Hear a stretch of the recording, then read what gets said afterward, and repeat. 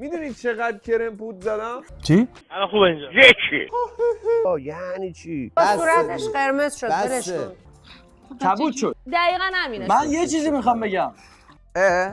چرا فوش میدن؟ اینا که فوش میدن چرا اخطار نمیگیرن؟ کی به حرفاش خواب مادر داده همینجا لش میخواد. یه لحظه قبل همه چی من میخوام یه عالمه راجب عرایض علیه داشته باشم. راجب علیه 2 تا تخم مرغ بپزن برم اونجا. حرف میرسه تخم مرغ. از چشت افتاده خب از چشت بیفته چرا از دهنت نمیفته؟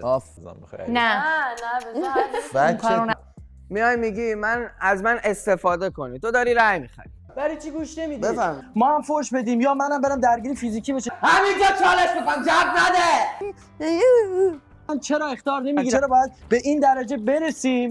جواب نده.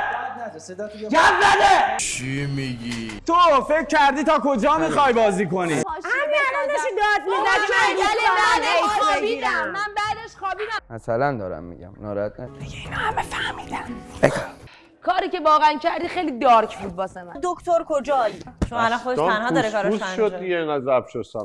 میخوام از صدای آب لذت ببرم. چی داری میگم؟ خب من دوستش دارم ولی دوست داشتنم تا حدی و مجبورم من بیام مثلا بگم تناس خیلی زشت. وای تناس. ان میاد.